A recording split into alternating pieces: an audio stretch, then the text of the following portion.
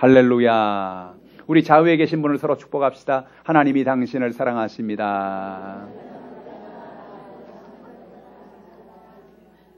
오늘 하나님이 저 여러분을 사랑하시고 오늘도 예수님 안에서 좋은 일이 있습니다. 전 여러분과 함께 마태복음 4장 23절에서 25절까지의 말씀에 근거해서 천국 복음 이와 같은 제목으로 은혜의 말씀을 나누겠습니다. 예수님은 이 땅에 오셔서 천국에 대해서 가르치셨어요.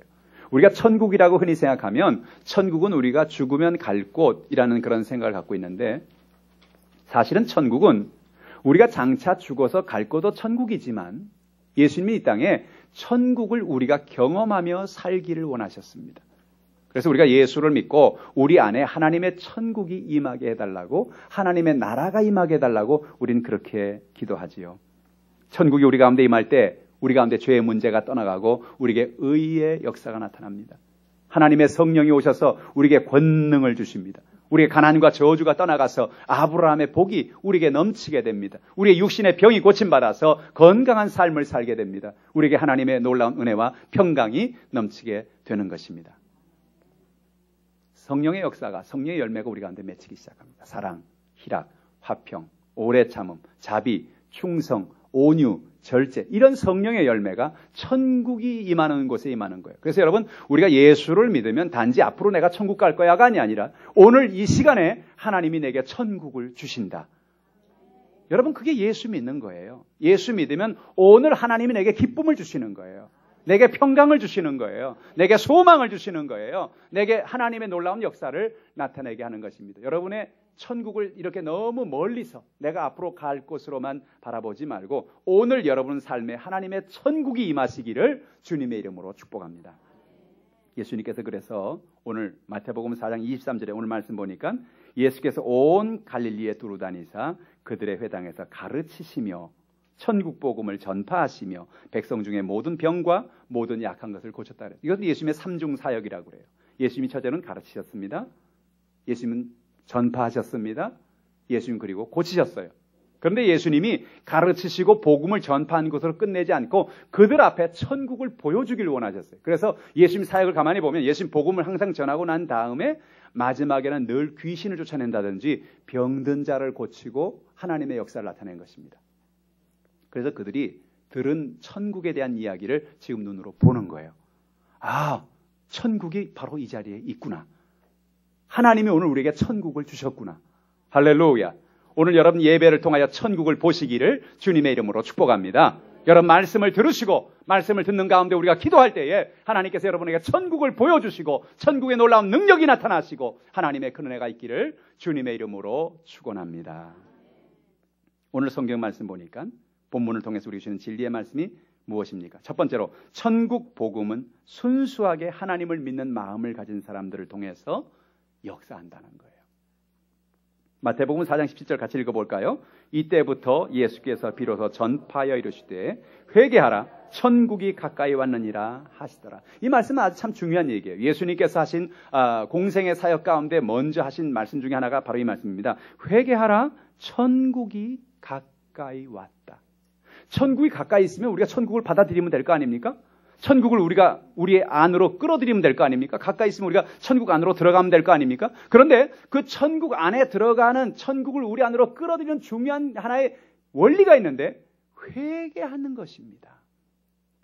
회개란 오늘 성경에 보니까 헬라어로 메타노이아라는 말이 바로 회개라는 뜻인데 원래 하말티아, 죄라는 뜻은 어떤 궁수가 활을 쏩니다. 활을 쏘는데 관역을 향해 활이 날아가다가 비껴 맞은 것이 여러분 죄입니다. 그러니까 방향이 잘못된 거예요. 우리가 하나님 뜻대로 하나님 말씀대로 살기로 만들어졌는데 우리가 이 땅에 살면서 내 마음대로 내 뜻대로 살다가 방향을 잘못 잡은 게 바로 죄라는 겁니다. 근데 회개는 뭐냐? 그 잘못 잡은 방향을, 메타노이아라는 말은 방향을 수정한다는 뜻이에요. 잘못 나간 화살을 방향을 수정해서 관역을 향해서 날아가게 하는 것, 그게 회개라는 겁니다. 오늘 예수님이 회개한다는 건 뭐냐면 우리가 인생을 살면서 잘못 살았어요. 내 마음대로 살았어요. 내 뜻대로 살았어요. 근데 어떻든가요? 내 마음대로, 내 뜻대로, 내 생각대로 한번 인생을 살아보니까 거기에 정말 평안이 있고 기쁨이 있고 은혜가 있었느냐? 그게 아니라는 거죠. 우리의 삶에 수많은 연약함과 어려움이 문제들이 있었다는 것입니다. 그래서 우리의 마음속에 그 모든 것을 이제 고치자는 거예요. 그래서 주님이 말씀하는 게 뭐예요? 우리의 삶의 방향을 바꿔라. 회개하라고 주님 말씀하고 있는 것입니다. 뭘 회개해야 될까요? 오늘 마태복음 13장 보면 13장에 천국에 대한 이야기들이 계속 나와요.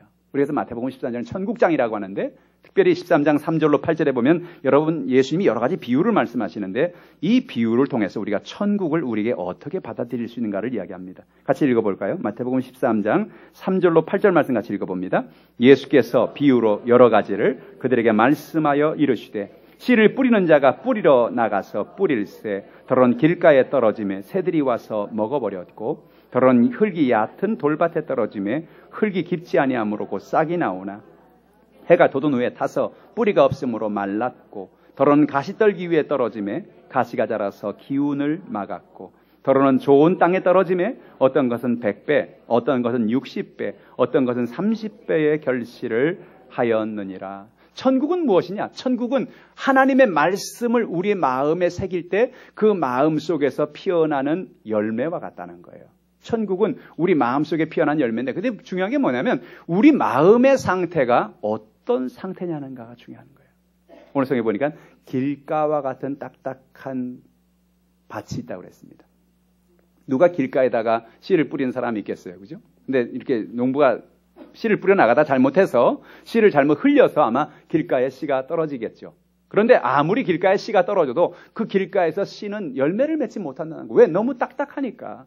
그 씨가 내려갈 수가 없으니까. 그리고 그 씨가 발견되는 순간 하늘에서 이렇게 새가 보고 있다가 내와서 그 씨를 탁 쪼아 먹어서 씨가 열매를 맺지 못한다는 겁니다. 이게 무슨 얘기냐면 우리 마음에 딱딱한 마음을 얘기하는 거예요. 여기서 마음의 밭들을 말하는 것입니다. 여러분 오늘 우리가 인생을 살아가면서 우리가 고정관념이라는 딱딱한 마음을 가지고 살 때 우리는 참 많아요. 안 돼, 못해, 할 수 없어. 우리가 흔히 그렇게 부정적인 생각을 가지고 그렇게 살아갈 때가 참 많아요. 여러분 우리는 아이들에게 늘 가르치는 게 뭐냐면 창조적인 생각을 해라 그런 얘기를 하잖아요. 창의적인 생각을 하고 살아라. 우리 흔히 그런 얘기를 하잖아요. 왜냐하면 우리가 인생을 살아가면서 어떤 고정관념 요것밖에는 방법이 없다고 생각할 때 거기는 한계가 있는 거죠. 그런데 그것을 뛰어넘는 고정관념을 뛰어넘는 세계를 바라보라는 거죠. 어제 TV에 나오는 다큐멘터리를 뉴스를 잠깐 보니까 어떤 한 청바지 회사가 있는데 그 청바지 회사가 한국에서 시작한 회사인데 저 뉴욕에다가 회사를 차려서 아주 뉴욕에서 인정받는 그런 회사가 됐다는 거예요. 그분은 얘기가 뭐냐면 우리 한국에서는 워낙 청바지 회사가 많으니까 그런데 우리가 뉴욕에 가서 미국에 가서 우리 한국 청바지를 가지고 가서 한다고 될까? 사람들이 야 그거 되겠냐? 근데 한번 도전해보자. 왜 안 되냐?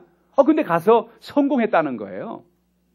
사람이 고정관념에 사로잡혀 있으면 마음이 딱딱해 있으면 뭔가를 할 수가 없는 거예요. 안 되겠지? 어렵겠지? 그런 생각으로 늘 사로잡혀서 아무런 열매를 맺을 수가 없는 거죠. 오늘 성경은 말합니다. 우리의 마음에 고정관념에 딱딱한 마음밭을 갈아엎으라는 것입니다. 농부들은 매년 봄이 되면 나가서 밭을 갈아엎고 논을 갈아엎죠. 왜? 그 흙을 딱딱한 흙을 이제는 부드러운 흙으로 만들어주는 것입니다. 오늘 저 여러분의 생각이 저 여러분의 마음이 여러분 부드러운 마음으로 변화되기를 주님의 이름으로 축복합니다. 부드러운 마음이 뭡니까? 하나님의 말씀의 씨앗이 우리 안에 심겨서 그것이 뿌리를 내릴 수 있는 그런 순종의 마음, 부드러운 마음을 가지라는 순수한 마음을 의미하는 거예요. 저 여러분에게 그런 은혜가 있기를 주님의 이름으로 축복합니다. 또한 돌밭과 같은 마음을 우리가 갈아엎으라는 거예요. 여기서 나오는 돌밭은 우리의 삶에 환난이나 핍박이 있는 상태를 말하는 것입니다.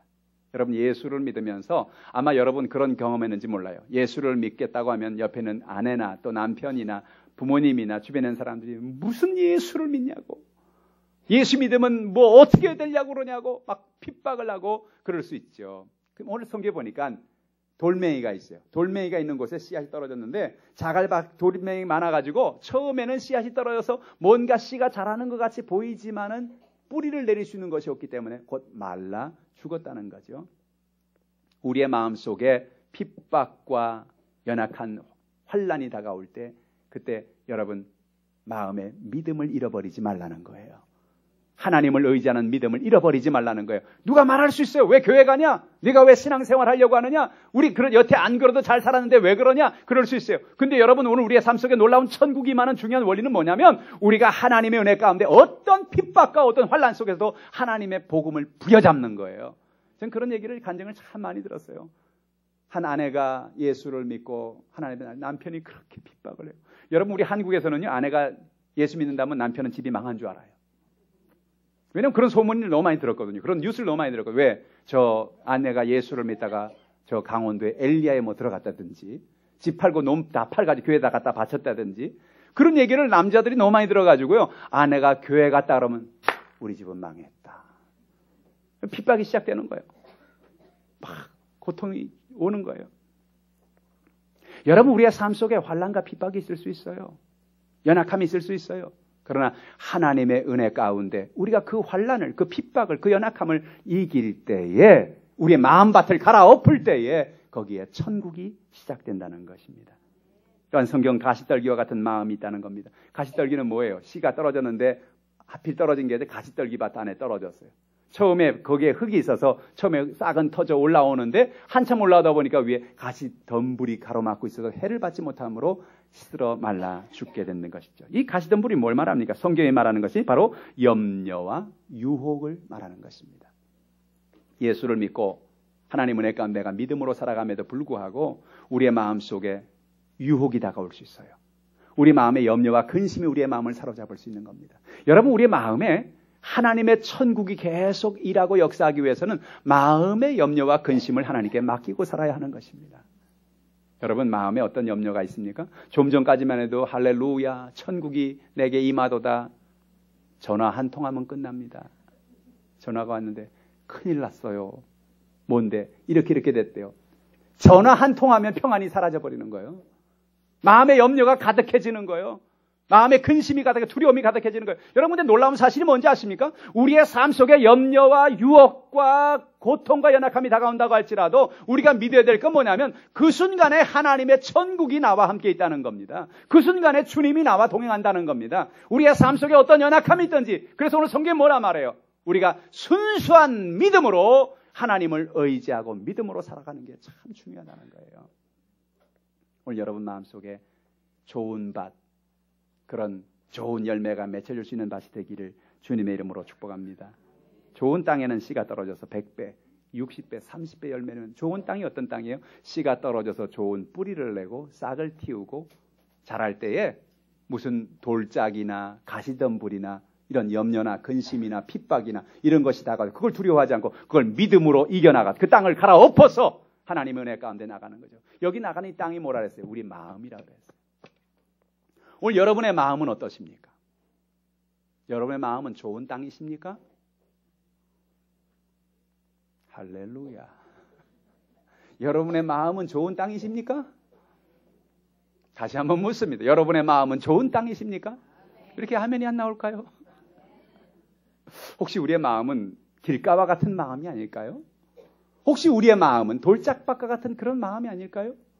우리의 마음은 나도 모르게 가시덤불이 확 우거졌는데 내가 가시덤불이 우거진지도 모르고 살아가는 그런 마음의 상태가 아닐까요? 그렇다면 오늘 우리가 할 일이 뭡니까? 회개하자는 겁니다. 회개하자는 겁니다. 천국이 우리 옆에 있어요. 우리 마음밭을 갈아엎는 게 바로 천국이 우리 안에 들어오는 거예요. 우리가 회개하는 건 뭐예요? 우리 마음을 갈아엎는 거예요. 굳은 마음, 견고한 완고한 땅과 같은 마음. 그래서 우리의 마음밭이, 돌짝밭이 사라지고 가시덤불이 사라지고, 그래서 우리 마음속에 하나님의 은혜와 평강이 넘쳐나기를 주님의 이름으로 축원합니다. 예수님이 이걸 강조하셨어요. 왜요? 마음이, 그 사람의 생각이 그 사람의 인생을 이끌어주기 때문에 그렇습니다. 우리의 마음속에 하나님의 성령이여 오시옵소서. 내 마음에 하나님의 평안을 주시옵소서. 내 마음에 하나님의 천국이 임하게 하여 주시옵소서. 우리가 늘 하나님을 의지하기를 주님의 이름으로 축복합니다. 제가 그래서 늘 여러분에게 드리는 말씀이, 우리가 131 운동을 잊지 말자. 131, 1 뭐죠? 1. 하루 1시간 기도하기. 3. 하루에 성경 석장 읽기. 1. 하루에 한 사람에게 복음 전하기. 이게 뭐 아무것도 아닌 것 같지만 여러분, 그러나 이것이 뭐예요? 우리의 마음밭을 갈아엎는 농사하는 거예요. 우리 마음을 갈아엎는 거예요. 기도로. 말씀을 읽으면서, 말씀을 들으면서, 그 말씀에 우리의 삶을 적용해가면서, 그리고 우리가 받은 그 은혜를 다른 사람에게 전하면서, 여러분 놀라운 사실은요, 우리가 누군가에게 복음을 전할 때 우리에게 그게 얼마나 큰 믿음의 성장을 가져오는지 아세요? 여러분 복음 전할 때 어때요? 복음 전하려고 하면 복음 전하려면 어때요? 막 두근두근하고, 야, 이거 괜히 내가 복음 전했다가 이 사람이 나한테 욕이나 하지 않겠나? 가서 밥이나 하지 왜 여기서 이러고 있느냐? 뭐 그러지는 않겠나? 그런 마음이 있잖아요. 근데 그럼에도 불구하고 우리가 담대하게 예수 믿으세요 하고 전도지를 하나 주고 누군가의 복음을 전할 때, 그러고 나서 그러고 집에 들어오면 어때요? 마음에 기쁨이 있고 평안이 있고 은혜가 있거든요. 그 기쁨은요, 그 평안은요, 해본 사람만 알아요. 해본 사람만. 오늘 저 여러분에게 그런 은혜가 있기를 주님의 이름으로 축복합니다. 그래서 올해는요, 우리가 우리의 마음밭을 좀 갈아엎자고요. 지금 있는 때로는 견고하고 딱딱한 마음, 그죠? 이게 마음이 딱딱하니까 하나님 우리에게 은혜를 넣어주시는데 은혜 씨앗이 이렇게 들어왔다가도 이게 열매를 못 맺는 거예요. 그래서 우리가 마음밭을 잘 갈아엎어서 하나님께 영광을 돌리는 저 여러분 되기를 주님의 이름으로 축복합니다. 두 번째로 천국 복음에는 놀라운 성장과 변화의 비밀이 감추어져 있다는 거예요. 마태복음 13장 31절로 33절 말씀 같이 읽어보죠. 또 비유를 들어 이르시되 천국은 마치 사람이 자기 밭에 갖다 심은 겨자씨 하나를 같으니 이는 모든 씨보다 작은 것이로되 자란 후에는 풀보다 커서 나무가 되매 공중의 새들이 와서 그 가지에 깃들 이느니라. 또 비유로 말씀하시되 천국은 마치 여자가 가루 서말 속에 갖다 넣어 전부 부풀게 한 누룩과 같으니라. 예수님이 비유하신 말씀이 천국은 마치 사람이 자기의 밭에 갖다 심은 작은 겨자씨 하나를 갖다는 겁니다. 여러분 겨자씨가 너무너무 작아요. 겨자씨 보신 분 있나요? 겨자씨가 종류가 여러 가지인데요. 겨자씨가 이렇게 먼지같이 작은 겨자씨도 있고요. 좁쌀만한 그런 겨자씨도 있어요. 어쨌든 겨자씨는 그렇게 큰 씨앗이 아니에요. 뭐 쌀알처럼 뭐 이렇게 무슨 다른 씨앗들처럼 해바라기 씨처럼 그렇게 큰 게 아니고 아주 정말 작고 보잘것없는 그런 씨앗인데, 놀라운 것은 이 씨가 땅에 심겨지기만 하면 그 좋은 땅에 심겨진 씨는 아름다운 나무를 만들고 그리고 나무에 새들이 와서 살고 있는 거죠. 여러분 그 겨자씨 안에서 나무를 볼 수 있기를 바랍니다. 씨앗 하나하나 속에 그 나무가 들어가 있는 거예요. 오늘 저 여러분에게 그런 은혜가 있기를 주님의 이름으로 축복합니다. 여의도 순복음교회는 처음에 5명으로 시작했어요. 저 불광동 대조마을에서 텐트 교회, 군용 텐트를 사다가 5명이 가만히 깔고, 비 오는 날은 사람보다 개구리 수가 더 많았대요. 주변에 깨밭에서 개구리도 몰려와가지고. 그래서 거기서 예배드리고 은혜를 나눴는데 거기에 하나님의 나라가 임하니까, 그 보잘것없는 그 텐트 철치에서 그 교회에서 하나님의 나라가 임하니까 하나님의 역사가 나타나니까 그 5명이 10명이 되고 100명이 되고 1000명이 되고 10,000명이 되고 10만 명이 되고 50만 명이 되고 70만 명이 되고 80만 명이 되고 이렇게 늘어난 거예요. 이게 뭡니까? 바로 하늘나라가 가지고 있는 성장입니다. 하늘나라가 가지고 있는 특색이 뭐냐면 성장하는 거예요. 할렐루야. 작은 겨자씨입니다. 그러나 겨자씨와 같은 작은 것이지만 우리가 하나님의 나라가 임하기만 하면, 이것은 우리에게 정말 중요한 얘기를 하는 겁니다. 내가 지금 나를 바라볼 때 나는 아무것도 아닌 것 같아요. 우리 가정을 바라볼 때 내가 아무것도 아닌 것 같아요. 내가 뭘 할 수 있을까? 내가 무슨 능력이 있나? 우린 그런 생각을 하며 살아갈 때가 참 많이 있어요. 그런데 우리 안에 하나님의 나라가 들어오기만 하면, 우리 가정에, 우리의 교회에, 우리의 삶에 하나님의 나라가 들어오기만 하면 그 작은 겨자씨 같은 가정이, 그 작은 겨자씨 같은 자녀가, 그 작은 겨자씨 같은 우리의 삶이 놀라운 열매를, 놀라운 나무를 만드는 놀라운 성장의 역사가 이루어진다는 거죠. 이것이 천국이 가지고 있는 놀라운 파워예요. 오늘 여러분, 하나님이 여러분에게 이런 천국을 선물로 주시는 것입니다. 또한 천국은 변화의 역사가 있는 것입니다. 오늘 본문에 보니까 한 여자가 서말 밀가루에다가 누룩을 넣었다 그랬어요. 여러분 어렸을 때 어머니가 혹시 그런 경험이 있는지 모르겠어요. 어렸을 때 저희가 이렇게 간식이 많지 않으니까 밀가루를 반죽을 해서 때로는 거기다 막걸리를 넣거나 또는 이스트를 넣어서 저 아랫목에다가 이불 덮어가지고 깊이 넣었습니다. 그게 우리 전자레인지였어요. 그게 오븐이었습니다. 그래서 방에 불을 막 떼고 그걸 거기다 묻어놓으면 그리고 몇 시간 지나고 나면 아주 그 안에서 맛있는 빵이 돼 있는 겁니다. 근데 놀랍게도요, 그 빵을 원래 그 이스트를 넣고 누룩을 넣기 전에는 보면 그냥 밀가루예요. 그거 그냥 해서 먹으면 맛이 그렇게 없어요. 근데 밀가루 안에 그 이스트가 들어가 누룩이 들어가서 기포를 만드는 거예요. 그 밀가루를 변화를 시키는 거예요. 그래서 밀가루를 아주 부드러운 빵이 되게 만들어주는 겁니다. 여러분, 하나님의 나라는 우리에게 변화를 주는데 어떤 변화냐? 누룩과 같이 맛이 있는 인생으로 변화시킨다는 겁니다. 밀가루는 맛이 없어요. 밀가루는 딱딱해요. 그런데 그 딱딱한 밀가루 안에 누룩이 들어갈 때에 그 누룩은 그 인생을 향기나고 맛있고 부드럽고 삶의 여유가 있는 그런 인생으로 변화시키는 천국의 역사가 나타난다는 것입니다. 성경에 보면 예수님은 마태복음 5장, 6장, 7장에 천국의 사람이 살아가야 될, 그리고 그들의 삶이 변화되어야 할 그 모습을 이야기하고 있습니다. 특별히 이기적이고 개인주의인 사람이 빛과 소금을 비추고 사는 사람이 되는 것이죠. 변화되는 것이죠. 마태복음 5장 16절 같이 읽어볼까요? 이같이 너희 빛이 사람 앞에 비치게 하여 그들로 너희 착한 행실을 보고 하늘에 계신 너희 아버지께 영광을 돌리게 하라. 여러분, 사람들은요, 원래 그냥 가만두면 참 이기적인 거예요. 참 개인적인 거예요. 개인주의적이에요. 여러분 자신을 한번 생각해 보세요. 그죠? 어디 멀리 안 가도 돼요. 나를 생각하면 돼요. 우리가 얼마나 이기적인지 몰라요.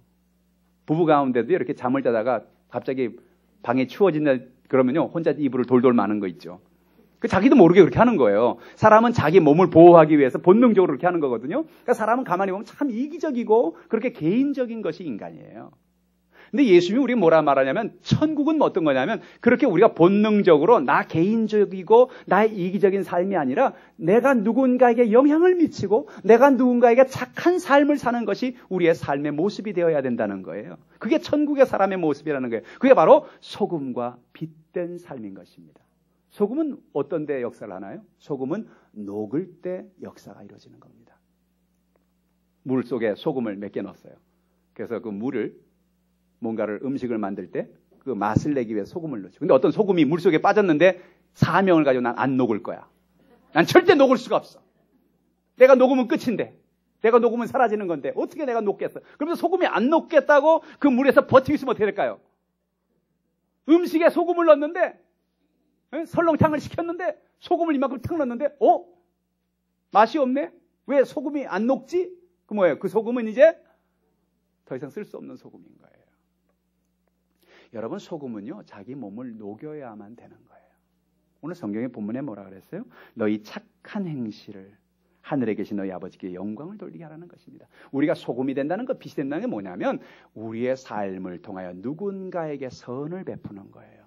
착한 삶을 살아가는 거예요. 우리가 요즘에 뉴스 보면서, 청문회 보면서 야, 기가 막히다, 기가 막혀. 조금 있다가 다 탄로가 날 건데 모릅니다. 조금 이따 탈로, 금방 다 옆에 증인이 다 와 있어. 근데 기억이 안 납니다. 정말 기가 막히잖아요. 착한 거하고 좀 거리가 먼 거죠, 그죠? 성경이 뭐라 말해요? 착하게 살라는 거예요. 착한 행실을, 우리가 소금이 되고 빛이 되어 사람들에게 누군가에게 영향력을 미치는 그런 삶을 통해서 사람들에게 하나님 앞에 영광을 돌리라는 거죠. 분노하고 용서하지 못하는 사람을 용서의 사람으로 변화되게 하라는 겁니다. 마태복음 5장 24절 같이 읽어보죠. 예물을 제단 앞에 두고 먼저 가서 형제와 화목하고 그 후에 와서 예물을 드리라. 여러분, 예물을 드리는 것은 참 귀한 일인 것입니다. 하나님의 성전에 와서 예물을 드리고 예배 드릴 때 예물 드리는 건 참 귀한 일이죠. 근데 예수님 말씀한 게 뭐냐면 너희가 예물을 드리더라도 예물을 드리기 전에 먼저 해야 될 일이 있다. 형제와 화목하고 난 다음에 와서 예물을 드리라는 겁니다. 누군가 내 마음을 괴롭히는 사람이 있어요. 누군가 나에게 상처를 준 사람이 있어요. 그분이 부모님일 수도 있고 형제들일 수도 있고 친구들일 수도 있습니다. 나와 가까운 어떤 누구일 수도 있어요. 근데 우리가 누군가가 나에게 상처를 준 그것을 마음에 안고 늘 마음에 분노하고 힘들어하고 고통하고 인생을 살아가면 우리의 예배가, 우리의 드린 예물이 그것이 별 의미가 없게 된다는 거예요. 하나님의 나라는 용서에 있습니다. 여러분, 참된 평안은 어디서 다가오는지 아세요? 우리 마음이 힘들고 어렵지만 우리에게 상처를 주고 연약한 사람을 그 사람을 우리가 용서할 때 우리 마음에 평안이 다가오는 거예요. 할렐루야. 어떤 사람이 용서하라니까 그러더라고요. 누구 좋으라고 용서해요? 누구 좋으라고요? 누구 좋으라고요? 나 좋으라고요. 용서는요, 다른 사람 좋으라고 하는 게 아니에요. 나 좋으라고 하는 거예요. 우리 마음이 누군가를 용서할 때 그때부터 우리 마음에 천국이 임한다는 거예요. 기쁨이 넘치는 것입니다. 악한 자를 대적하지 말고 품어주고 사랑의 사람이 되라는 겁니다. 마태복음 5장 40절로 41절 같이 읽어보죠. 또 너를 고발하여 속옷을 가지고자 하는 자에게 겉옷까지도 가지게 하며 또 누구든지 너로 억지로 오리를 가게 하거든 그 사람과 심리를 동행하고. 오케이. 예물 드리기 전에 뭐 용서하는 거 오케이. 거기까지는 하겠어요. 근데 뭐라고요? 너를 고발해. 누가 날 고발했어. 고발만 해도 기분 나쁘잖아요. 그죠? 고발했는데 뭐냐? 정말 쫀쫀하게 고발을 한 거예요. 속옷을 달라는 거예요. 속옷을. 아니 아무리 그래도 그렇지 고발을 해서 속옷을 달라는 게 말이 됩니까? 하찮은 거예요. 그러니까 내가 생각하기에는 정말 하찮은 건데 그 누군가가 나를 계속 괴롭히는 거죠. 나를 힘들게 하는 거죠. 별거 아닌데 계속 나한테 이렇게 해달라 저렇게 해달라 나를 막 괴롭히는 거예요. 근데 여기서 뭐라 그러냐면 고발해서 속옷을 가지고 하는 사람에게 뭐라냐? 네 겉옷까지도 주라는 거예요. 이야, 이거 속옷을 달라 고발한 것만도 기분 나쁜데 거기서 내 겉옷을 주라고? 예수님 무슨 얘기하려는 거예요? 별거 아닌 것 가지고 그것 가지고 일생 동안 거기 잡혀 살지 말라는 거예요. 그럼 주라는 거예요. 1+1 행사를 하는 거예요. 속옷을 달라는 사람에게 1+1으로 겉옷까지 주라는 거예요. 할렐루야. 오늘 여러분 마음속에 별것 아닌데 자꾸 마음을 힘들게 하고 마음을 속상하게 하고 힘들게 하는 사람이 있습니까? 그 사람에게 선물을 주시기를 주님의 이름으로 축복합니다. 여러분 자꾸 여러분 힘들게 하는 사람이 있을 거예요. 그죠? 여러분 친척이나 여러분 이웃이나 여러분 가족이나 여러분 자꾸 힘들게 하는데 그 사람에게 일로 좀 오세요. 뭐요?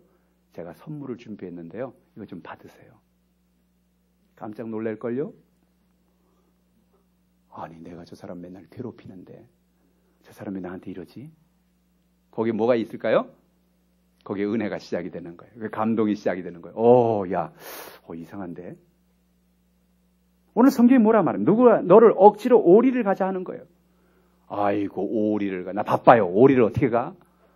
할 수 없어요. 나는 못해요. 나 할 일이 많아요. 근데 누가 오리를 가자 그래? 근데 오리를 가자. 아 그래요? 오리 가요? 심리 갑시다 그냥.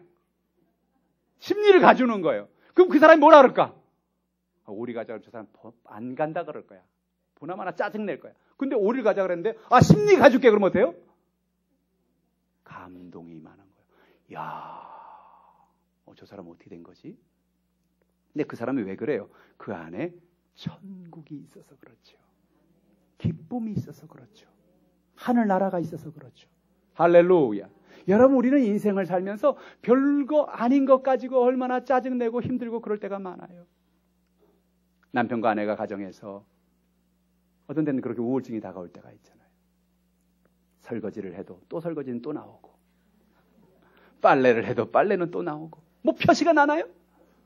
밥을 해도 반찬을 해도 표시가 나나요? 맨날 먹어지면 다 없어지고 그러니 이게 뭐냐 내 인생이 이게 뭐냐 뭐 이런 그런 우울증이 다가올 수 있어요. 내 팔자야. 그러고 살면 인생이 참 불행해지는 거잖아요. 근데 그럼에도 불구하고 오리를 가자 그럴 때 심리를 가주는 마음으로 기쁨으로 하는 거예요. 그래 내가 이렇게 빨래를 할 때 우리 가족들이 빨래가 아니고 옷을 잘 입고 다니지. 또 내가 이렇게 반찬을 할 때 우리 가족들이 맛있게 먹지 건강하지 우리 아이들이 성장하지. 남편도 마찬가지죠. 바깥에서 나가서 일할 때 정말 치사한 소리 막 듣고 그러잖아요. 남편들은 속에다 항상 사표를 써갖고 다닌다 그러잖아요. 그죠? 내 이 사표를 오늘은 꼭 던지고 말리라. 그리고 딱 나갔다가 사표를 던지려는 순간 아내의 얼굴이 떠오르고 애들의 얼굴이 떠올라서 그 치사하지만 그걸 또 넘기는 거예요. 그러면서 내 팔자야. 내가 치사하게 이러고 살아야 되느냐? 나 혼자서 산에 들어가서 자연인이 되어 살까? 뭐 이런 생각이 막 들고 그런 생각이 있을 수도 있어요. 근데 그럼에도 불구하고 그런 속에서 다시 한번 생각하는 거예요. 그래. 치사하지만 내가 연약하지만 그럼에도 불구하고 내가 가족을 위해서 이렇게 일할 때 애쓸 때 우리 가족들이 건강해지고 우리 아이들이 성장하고 학교를 다니고 우리 가족들이 이렇게 살 수 있는 게 얼마나 큰 은혜야. 얼마나 큰 축복이냐. 할렐루야. 오늘 우리의 삶에 주어진 환경 속에서 때로는 내 삶이 힘들 수 있어요. 내 삶이 곤고할 수 있어요. 연약할 수 있어요. 그런데 그 연약함 속에서 내게 주어진 것 이상으로 내가 사랑을 베풀고 하나님의 은혜 가운데 거할 때 그 삶에 하나님의 천국이 임하는 겁니다. 여러분에게 그런 은혜가 있기를 주님의 이름으로 축복합니다. 또한 구제할 때 은밀하게 하라는 겁니다. 마태복음 6장 3절로 4절이죠. 너는 구제할 때 오른손이 하는 것을 왼손이 모르게 하며 내 구제함을 은밀하게 하라. 은밀한 중에 보시는 너희 아버지께서 갚으시리라. 여러분, 예수님이 가끔 개그하는 거 아세요? 예수님 가끔 성경에 보면요, 개그하세요. 예수님 가끔 이렇게 농담을, 유머를 참 잘하세요. 어떤 농담입니까? 완전히 아재 개그 비슷한 개그예요. 너희 오른손이 하는 일을 왼손이 모르게 하라. 뭐 이게 말이 돼요? 어떻게 오른손이 하는데 왼손이 모르게 할까? 그죠? 오른손이 여러분 주먹을 주면 왼손이 다 알잖아요. 주먹진지. 근데 어떻게 그렇게 할까? 그 얘기는 뭐예요? 가까이 있지만 가까이 있음에도 불구하고 그것을 비밀리 하라는 말을 예수님이 이렇게 과장하게 이렇게 얘기를 하시는 겁니다. 우리는 누군가를 도울 때 은밀하게 구제하라는 겁니다. 우리 교회에서도 월드비전을 통해서 저 해외에 나간 또 해외에 있는 아이들, 어려운 아이들을 돕기도 하고요. 또 선교사님들, 또 미자립 교회라든지 이런 교회를 돕는데 우리는 누굴 돕더라도 사람의 어떤 개인의 이름으로 절대 돕지 않습니다. 교회 이름으로 돕습니다. 그 이유가 있어요. 대개는 사람들이 개인의 이름으로 누구를 도우면 그 받는 사람이 그 개인을 기억하고 그 개인을 위해서 기도하겠지요. 그렇지만 그것이 그 개인이 준 것으로 알기 때문에 그건 별 의미가 없는 거예요. 대개 교회 이름으로 우리가 공급을 하고 교회 이름으로 하는 이유는 교회 이름으로 할 때 누가 한지 모르는 거예요. 누가 그분을 지금 돕고 있는지 모르는 거예요. 오늘 성경에 뭐라 말합니까? 우리가 누군가를 도울 때 하나님이 하신 것처럼 하라는 거예요. 하나님이 하신 것처럼. 우리 교회에서는 1년에 몇 차례 뭐 쌀을 나눠드린다든지 또 라면을 나눠드린다든지 그런 일을 하는데 우리 교회에서 한 번도 이렇게 쌓아놓고 앞에다가 사진 찍고 막 이렇게 나눠주고 그런 적 없죠. 그 왜 그러냐면 하나님이 한 것처럼 그건 조용히 하자는 거예요. 조용히. 각 지역별로 구역별로 나눠서 조용히 공급해드리고 사랑을 베풀자는 그 원리가 뭐냐면 바로 이 원리예요. 내 구제함을 은밀하게 하라. 왜 그러냐면 은밀한 중에 보시는 너희 아버지께서 갚겠다는 거죠. 여러분 우리가 그런 마음이 다 있거든요. 뭔가 이렇게 사람들한테 뭔가를 베풀면 내가 했는데 그런 마음이 다 있어요. 사람들 마음엔. 좀 날 알아줬으면 내가 이렇게 착한 일을 했는데 내가 이렇게 많은 걸 베풀었는데 좀 나 안 알아주나? 그런 마음이 사실 다 있어요. 그런데 사실은 성경이 뭐라 말하냐면 그걸 그렇게 내가 나를 알려버리면 내가 하나님으로도 받을 복이 없다는 거예요. 은밀하게 누군가에게 베풀 때 왼손이 하는 일을 오른손이 모를 정도로 그렇게 은밀하게 베풀 때 하나님 아버지가 그 사람에게 채워주시겠다는 거죠. 할렐루야. 여러분 그런 경험하지 않습니까? 가끔 우리 뉴스에 보면 어느 저 동사무소에 갑자기 전화가 온다는 거예요. 연말에. 저기 공중전화 박스 옆에 숲에 가면 박스 하나 있을 겁니다. 가서 직원이 빨리 뛰어가 보면 거기 뭐 1억 2천이 들었더라 뭐 그러죠. 자기를 안 밝히는 거예요. 근데 그런 얘기 들을 때 여러분 마음이 어떠세요?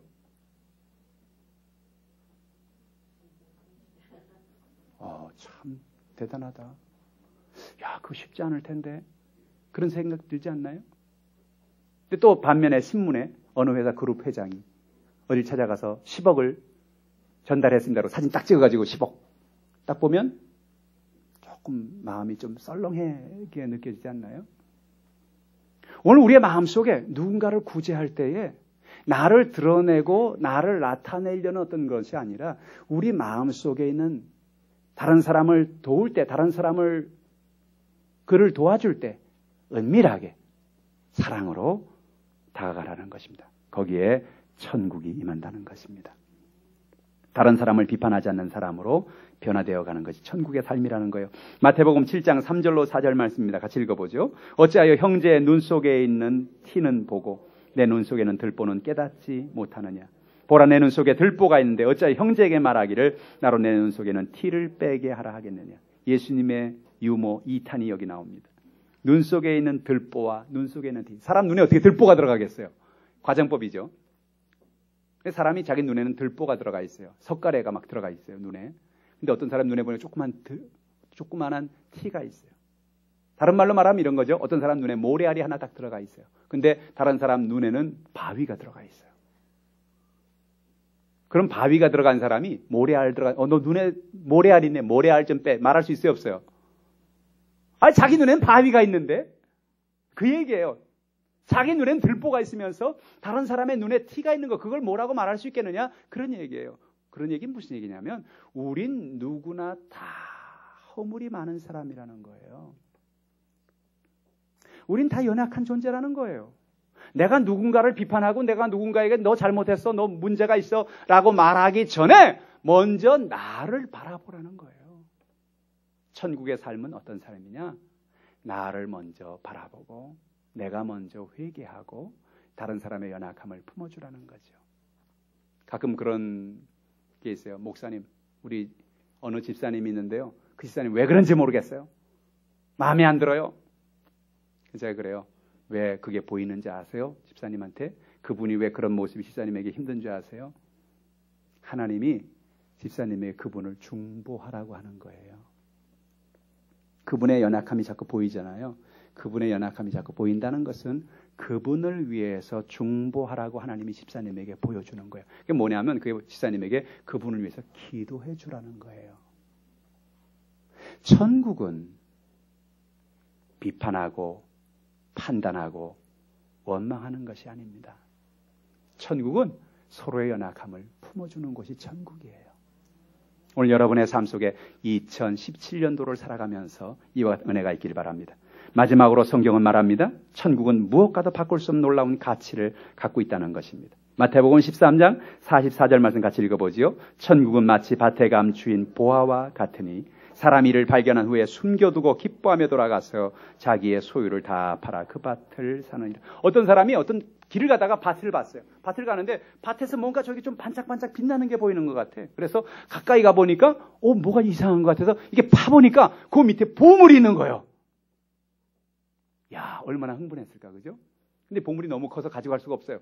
파고 갈 수가 없어요. 그래서 빨리 다 덮어요, 막 덮어가지고 그 밭 주인을 찾는 거예요. 동사무소 찾아가가지고. 이 밭이 누구 겁니까? 그 사람 찾아가서 뭐예요? 자기의 모든 소유를 팔아서 그 밭을 삽니다. 이쯤 얘기하면 어떤 사람은 좀 이게 법적인 것에 조예가 있는 사람은 저한테 이런 질문을 합니다. 목사님, 그럼 그 보물은 누구 겁니까? 전주인 겁니까? 그 밭을 새로 산 사람 겁니까? 성경은 그 얘기하려는 게 아니에요. 전주인 거든지 나중 거 그게 얘기하는 게 아니고 이 사람이 왜 자기 소유를 다 팔아서 그 밭을 살 수밖에 없었냐는 거죠. 그 밭에 뭐가 있어서? 보물이 있어서. 자기 모든 걸 다 팔아서라도 어떤 대가를 지불해서라도 그 밭을 샀다. 그게 중요한 거예요. 천국이 어떤 것이냐? 바로 그 보물과 같다는 거예요. 여러분, 예수를 믿는 것이 얼마나 큰 축복인지 몰라요? 예수를 믿는 것은 여러분 일생의 보물을 발견한 겁니다. 하나님을 아버지로 삼고 살며 예수님이 우리의 모든 연약함을 해결해 주며 우리의 모든 문제와 연약함을 응답해 주시는 그 하나님이 오늘 우리 하나님이 되신다고 말씀하시는 것입니다. 또한 성경에 뭐라고 말하나요? 45절 46절 같이 읽어볼까요? 또 천국은 마치 좋은 진주를 구하는 장사와 같으니 극히 갇힌 진주 하나를 발견하며 자기 소유를 다 팔아 그 진주를 사니라. 어떤 사람이 진주 장사를 하는 사람이 있는데 그 사람이 자기의 물건을 사서 또 팔기도 하고 또 사기도 해서 하는데 어느 날 진주 장사를 하다가 어떤 사람 집에 가서 진주를 사러 오라 해서 갔는데 가보니까 이야, 이런 진주가 있어? 이것만 사면 내가 적어도 몇 갑절을 받겠다 하는 그런 진주를 발견했습니다. 그럼 어떻게 할까요? 사죠. 근데 돈이 없어. 어떻게 해요? 자기 소유를 다 팔았다는 거예요. 자기 소유를 다 팔아서 그 진주를 샀다는 거예요. 그리고 이 사람이 얼마나 기뻐요. 야, 드디어 나 이제 부자가 됐다. 이 진주를 내가 얻었으니. 이 진주가 뭐라고요? 이 진주가 천국이라고요. 내 어떤 것을 바꾸어도 바꿀 수 없는 가치 있는 것. 그게 천국이라는 거예요. 예수님이 이 땅에 와서 이 천국에 대해서 말씀하고 계십니다. 이 천국은 어떤 사람의 것이라고요? 마음의 밭이 갈아엎어져서 그 마음에 완고하고 딱딱한 마음, 돌짝밭과 같은 마음, 마음에는 모든 여러 가지 가시덤불과 같은 것들을 다 제거하고, 그래서 그 마음이 부드러운 마음이 돼서 하나님이 뭐라고 말씀할 때 그 말씀을 아멘으로 받아들이고, 그 말씀을 순종하고, 그 말씀을 믿음으로 나아갈 때 그때 무슨 역사가 나냐? 그 마음에 천국의 역사가 나타나기 시작한다는 거죠. 사랑하는 성도 여러분, 2017년도에 여러분의 인생에 이런 천국의 역사가 나타나기를 축원합니다. 어떤 문제가 있든지, 어떤 연약함이, 천국이 나하고만 있으면 문제가 될 게 없어요. 천국이 나하고 함께 있다는 얘기는 그 천국의 주인이신 하나님이 나와 지금 같이 계신다는 의미거든요. 하나님 우리의 문제를 해결하시겠다는 거거든요. 우리의 병을 치료해 주시겠다는 거거든요. 우리의 삶의 문제를 해결해 주시겠다는 거거든요. 어떤 연약함과 문제가 있든지 천국이 우리 안에 있으면 모든 문제가 해결되는 것입니다. 그 천국의 역사가 여러분의 삶 속에 넘치게 임하시기를 주님의 이름으로 축원합니다. 기도하겠습니다. 하나님 아버지, 참 감사합니다. 오늘 우리의 마음의 밭을 살펴봅니다. 하나님, 나도 모르게 내 마음이 굳어져 있지 않습니까? 부정적인 마음, 부정적인 생각, 완고한 고집, 우리의 마음속에는 모든 연약함을 이 시간 갈아엎기를 원합니다. 우리 마음속에 돌짝밭과 같은 염려와 근심, 핍박과 연약한 일들, 가시덤불과 같은 모든 두려움, 우리 마음에 다가오는 모든 수고하고 무거운 짐들, 이 모든 것을 갈아엎어 하나님의 씨앗이, 말씀의 씨앗이 우리 마음에 심겨질 때에 그것이 30배로, 60배로, 100배로 성장하고 변화되어지는 놀라운 역사가 있게 하여 주시옵소서. 무엇보다도 우리의 마음에 기쁨이 넘쳐나게 하시고, 평안이 넘쳐나게 하시고, 하나님의 은혜가 넘쳐나는 우리의 삶이 천국의 삶이 되게 도와 주옵소서. 천국이 임할 때마다 병이 떠나가고 귀신이 떠나가는 것처럼 우리의 삶의 모든 문제가 떠나게 하시고, 우리 자녀들에게 하나님이 복을 주시고 지혜를 주시고 길을 열어 주시옵소서. 감사드리며 예수님의 이름으로 기도하옵나이다. 아멘.